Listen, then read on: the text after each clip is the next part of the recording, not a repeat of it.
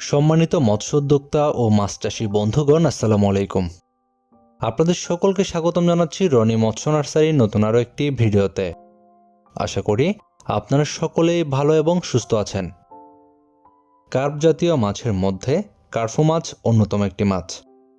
Thailand থেকে 1960 সালে প্রথম এই জাতটি চাষের উদ্দেশ্যে বাংলাদেশে আনা হয় এবং শুরু হয় বাণিজ্যিক চাষাবাদ। মাছ চাষের ক্ষেত্রে অবশ্যই চাষের পুকুরটি বন্যামুক্ত হতে হবে। পুকুরের পানির গভীরতা 2 থেকে 3 মিটার হতে হবে। পুকুরের মাটি দোআঁশ হলে সবচেয়ে ভালো হয়। পুকুরের তলার কাদার পরিমাণ কম হলে সবচেয়ে ভালো। তবে কোনো মতেই 10 থেকে 15 সেন্টিমিটারের বেশি হবে না এমন পুকুর নির্বাচন করতে হবে।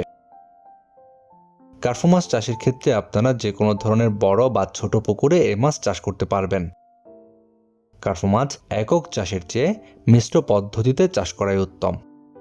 কার্পো মাছ যেহেতু প্রাকৃতিক খাদ্য নির্ভর মাছ, সেক্ষেত্রে কার্পো মাছের চাষে প্রাকৃতিক খাদ্য খায় বিধায় এই মাছের খাবার খরচ অনেকটাই কম লাগে।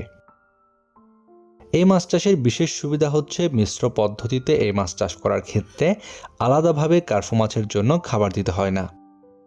কার্পো মাছ খেতে মজাদার হওয়ার কারণে অনেকেই কার্পো মাছ বেশ পছন্দ করেন, যে কারণে বর্তমান দেশের বাজারে কার্পো মাছের বেশ ভালো চাহিদা রয়েছে। যেহেতু এই মাছের চাহিদা ভালো, সেই ক্ষেত্রে এই মাছের ভালো দামও পাওয়া যায়।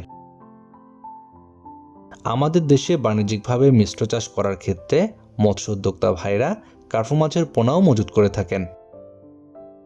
কার্পো মাছ চাষের ক্ষেত্রে তেমন একটা রোগবালাই দেখা যায় না। কার্পো মাছ চাষ করার ক্ষেত্রে অবশ্যই উপযুক্ত ও ভালো মানের পোনা মজুত করতে হবে। আর আপনাদের জন্য উন্নত মানের ব্রুড থেকে উৎপাদিত কার্পো মাছের বিভিন্ন সাইজের পোনা রয়েছে আমাদের কাছে।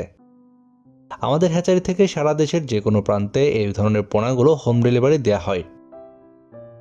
বর্তমান সময়ে আপনারা যে সকল মৎস্য উদ্যোক্তা ভাইরাই এই কার্পো মাছের পোনা নিতে চাচ্ছেন, আমাদের ভিডিওর স্ক্রিনে দেওয়া নাম্বারে যোগাযোগ করুন। অথবা যদি কেউ চান আমাদের হ্যাচারি থেকে পোনা সংগ্রহ করবেন, আমাদের ভিডিও ডেসক্রিপশন বক্সে হ্যাচারির ঠিকানা দেওয়া রয়েছে। চাইলে সরাসরি আমাদের হ্যাচারি থেকেও পোনা নিয়ে যেতে পারবেন।